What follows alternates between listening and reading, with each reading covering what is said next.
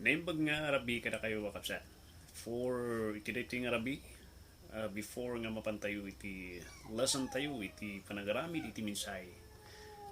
Kat ko nga ito diti kablaw, kanyaman kumanan. Dagiti maestra, iti Rojas Elementary School, iti imbitasyon nga indano nyo kanyak patayang agsapa nga mo agkasaba kan mangidano kada kayo iti sao iti apo and kan Ma'am Juliet Mamaril nga principal ijay. Thank you so much Ma'am Juliet for the invitation and the hospitality dagiti maestra ijay. Iti ragsak nga mamamuda kayo kung mamit da kayo. Salamat kada kayo mamaestra. Ito ko ti saludo kada kayo iti ayat yung ministro serbi dagiti anak mi kan dagiti anak dita banda dita Rojas and salamat launay iti napintas ngal daw nga nagsasabat tayo. Iti dito nga nabi pagtutungtungan tayo iti structure iti mga panagaramid iti mensahe. After iti konteksto, teksto, iti attention, kat kung kitaan tayo man di structure ti panagaramid ti mensahe iti sao iti apo. Nabanor ti structure gapusta iso iti maysa nga nakadipindaran iti bakod iti maysa nga building. Masapul na ito gapusta masapul haan nga barang-barang iti panakay plasta na ito gapusta ito iti nakadipindaran na dagiti may kapet nga materialis kananya nga klase kananya kadagsen anya kangato kanya proportion na dagiti materialis kan weight na dagiti tapno iti maysa nga building kan structure kat nabakad han nga basta-basta madadaan. So na importante lang una di structure. Ura iti maysa nga di posture iti maysa nga tao di panagtakter tayo, panagtugaw. Dakal ti tulong na diya itan hanga usto ti posture tayo nga agtugaw kanagtakder apiktaran na nga mabaling nga ada maipit nga urat. Maysa lang urat ti maipit umanay diya nga hantay nga makakuti nga nasayat karo tayo. And iti sao iti apo nabanor ti structure. Gapus tayo iti guide tayo. Ti structure iti panagarami iti mensahe ti Dios ket isu iti mangiturong kada tayo. Dagiti iti tour guide nga mangidalan kada tayo ay na ti destinasyon nga papanan tayo. Ti structure isu iti mag-asistar kada tayo mangkibin kada tayo ay niya ti dalanan tayo tapno maawatan tayo ti mensahe nga maidandanon kada tayo no awan iti structure awan iti mapanan na iti mensahe nagulo iti mensahe kasla tayo nga jellyfish nga hana nga kaya nga tumakder ti bukod na ikwarwaram isuna ijay bye-bye awan ti pigsana nga takder ti bukod na kaselatan useless iti jellyfish.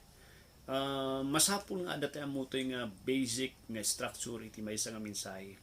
At alaak lang ang structure then later on di lesson tayo sagsag kaysa nga talantan at iti nga structure kanti importansya na. Okay? So nga kitaan tayo may kantay iti glimpse nga anya iti structure dapat iti maysa nga mensahe. Umuna nga paano itong talantanan tayo iti structure ada yung ko nato yung title. Muna nga first nga kitaan tayo, sakbay nga maala tayo, nakita tayo di teksto, kitada tayo iti proseso iti panag-study, may isang i-consider tayo iti structure iti may isang nga mensahe, kat da iti ko na tayong title na. Napatag da iti title. Nuraduma, barang-barang iti panangaramit tayo iti title. Nuraduma, gumatang tayo iti newspaper kapusta, catchy, tumilo ti mata. Di title, di ko na tayong newspaper, isong agatangan tayo. Ura dagiti pelikula kat napatag iti titulo. Taiso iti mangtilo kan mang-aristo iti mata dagiti agdangdangag. So hanyo nga ibarang-barang iti title. Alright, sumalpas iti title. Sumarunod dito kat dito ko natin nga introduction. Han nga masapul nga tidug ti introduction nga 20 to 30 minutes. Umana iti 5 to 10 minutes. Actually, tidug pa hindi 10 minutes.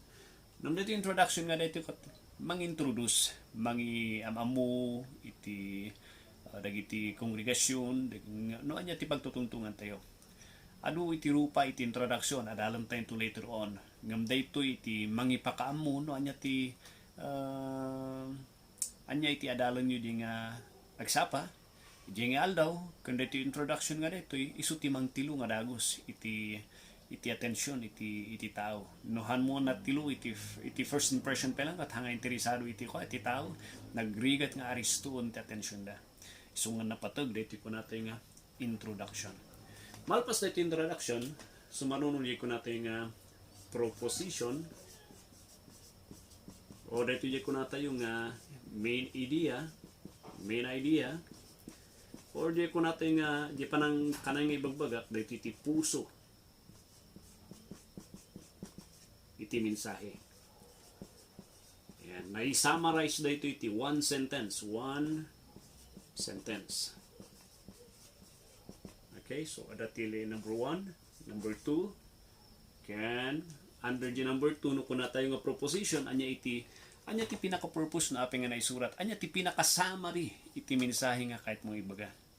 So nga usually dito tilas nga usually nga last nga maaramid, i-summarize tayo in one sentence di mensahe tapno maawatan da iti kapapananan no anya iti mensahe. So nga dito puso anya iti purpose na di nga la ganiti verse nga na ito na apeng nga discussion, anya iti panggap na no apeng nga naisurat, anya iti rason kan importansya na dito nga apeng nga masapol nga dalam tayo, dito iti rason, dito di ko natin nga proposition, anya ti kahit mo nga i-challenge kanya da, han nga masapol nga one paragraph umanay di one sentence lang nga diay nga kakapsat pi apo tapos tandak na iti apo agbiag tayo para kanya na umanay diayin apay.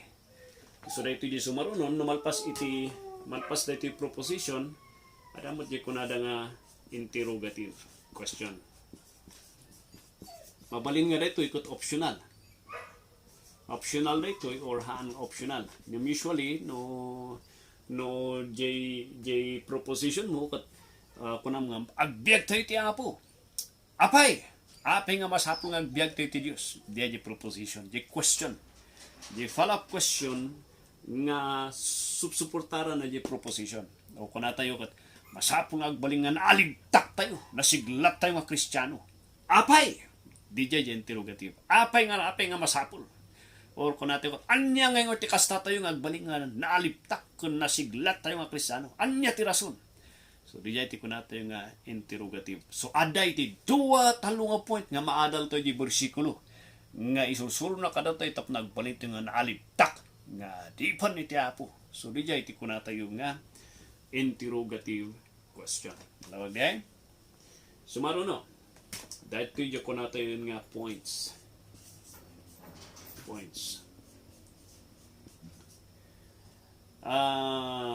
Dito di major, dito di pangkitaan tayo ti major point 1, 2, 3. Ayan. May isang suggestion nito hanggang agararamid iti nagadu nga subpoint. O di ko natin nga first point. Adati first point tayo, kastoy bla bla bla bla bla bla. Then adati 8 points na dito sub-minor points. Hanyo raramidan di ay.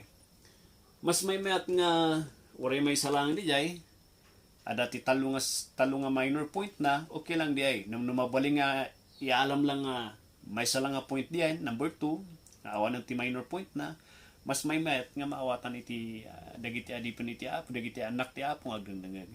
So dito di ko natin yung points first, second, dito di third. So di jay alright last nga structure iti may isang mensahe. So dito ko na tayo ng conclusion.